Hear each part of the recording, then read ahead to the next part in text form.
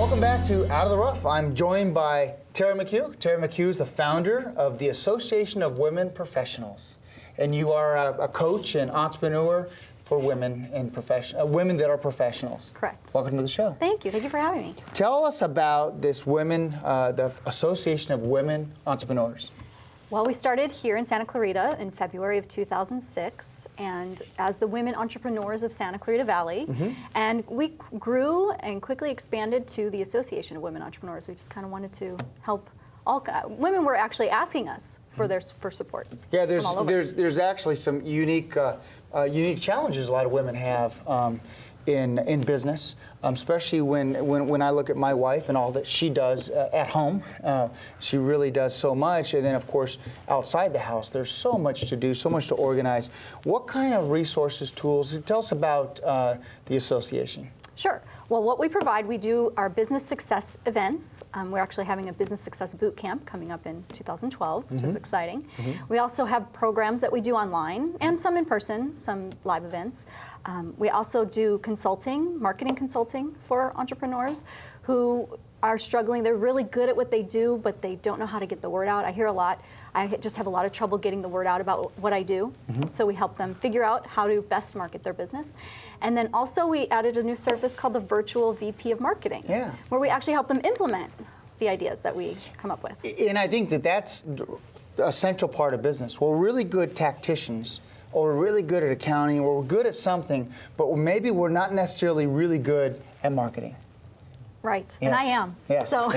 And I know you're great at relationship marketing. Yes. Tell us about your philosophy on relationship marketing. Well, relationship marketing is a little different than traditional marketing because it's focused mostly on the long-term value of a customer.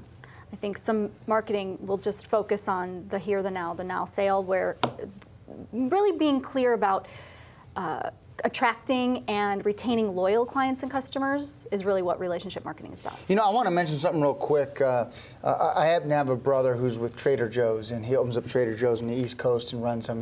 And I was talking to him one day, and I said, what makes Trader Joe's Trader Joe's? And he says, it's the culture, it's the relationships and the culture when you go in there. Everybody's talking to each other. Strangers talk to each other. It's the relationship. And the second thing is he says, I don't want to hire someone unless they have a smile on their face when I'm interviewing them, because it's about that relationship. It's and true. That's the culture they try to create there. And you can tell a lot about somebody when you meet them in a business meeting. Do I want to do business with this person? Do I want to refer business to them?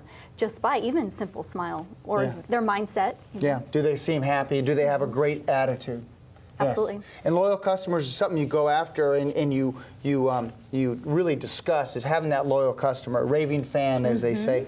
Tell us about the six-step process that you look at and you advise on the step-by-step process on building relationships. Sure. We do have a six-step process, which starts with clarity, being very clear about, well, first is a successful mindset. I think people neglect that aspect. They really need to focus on having a successful mindset, and then also being very clear about who their target market ideal client is. A lot of entrepreneurs don't want to narrow that down because they're afraid they're going to lose business if they are specific. They only want to work with this segment, which doesn't mean you only work with them, but this is who you're going to focus your marketing on. And I think that once they do that, it actually has the opposite effect. They actually attract more business because they're very clear about who they want to work with. And they're a specialist. They're the expert in that particular area. Right. Yeah, love that. Focus. Second is focus, knowing what results you want to achieve with your marketing. A lot of people are unclear. Even some entrepreneurs don't have financial goals set, which makes me crazy. Yeah, because that's why we're working many times, is to create a financial life and to create a life that you love. Right. Yeah. And they aren't specific about what they're just worried about the now, not the long term. Right. The focus, the planning. You like organized people. Step 3 is organize. And really what I mean by that is removing what isn't working for you. And sometimes that means firing clients that are no longer working for you. Yes, or picking weeds in the garden. Yes, Yeah. Sometimes it's necessary. And entrepreneurs sometimes will hesitate to do that because they think, well, that's revenue coming in. Right. But you do have to make space if you want time space and energy space. Yeah, you might have some clients that are very high maintenance and low profit. They drain you. Yeah, I get that. Let's talk about managing, creating a system Absolutely. Entrepreneurs must have a system for how they generate leads, how they qualify those leads. Are these people the right people I should be working with? Managing those leads, which can all be automated or delegated. And then how do you convert those leads into sales? Yes, yes. And connect. Connect. Now, Connect is my favorite and is why I created the Association of Women Entrepreneurs.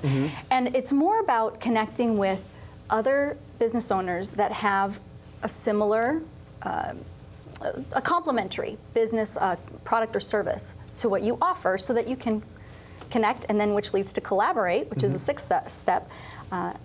Collaborate together to help promote each other. Yeah, James, I know that's so important is when you go out and network, you're collaborating with different business professionals to build your business. Absolutely. Yeah, that is so important. And through the events that you have, a lot of women can connect together, They do. can collaborate together, or share resources, can't they? Absolutely. And I think it's interesting, some people don't know who they should be connecting with or collaborating with. It's sort of how my brain works. I see collaborations and connections that other people might not be aware of, and so I do actually collaboration consultations and help people figure out who should they be connecting with, because they'll waste a lot of time, or I see them partnering with people that are just not a right fit for them and their business. Yeah, making sure you have the right fit. Making sure also you're collaborating, easy for me to say, with people you like. Definitely. I mean, that's part of it. I mean, are you connecting or collaborating with someone you really do like? It's a problem I see too at a lot of networking events is people will just come and just start sharing their business, and they don't give you that opportunity to really get to know them, because I don't want to do business with somebody unless I know them and like them. Yeah. Then I want to learn about what they do.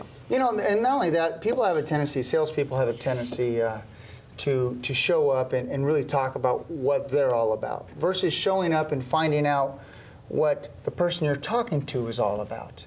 And that's one of the most important things we can always remember, is to connect with the person you're talking to and figure out what they're about, what makes them tick, and how they want to build their business. How you can help them. And this is evident online and in person. I mean, that's what more people should be doing when they're on social media. Yeah, ask questions. Yeah, get to know other people and find out how you can help them. Yeah, the strategy of asking questions. Great stuff. We're going to ask you both to stay here because I want to talk in our next segment about goal setting and kind of setting up and prioritizing your day. We'll be right back.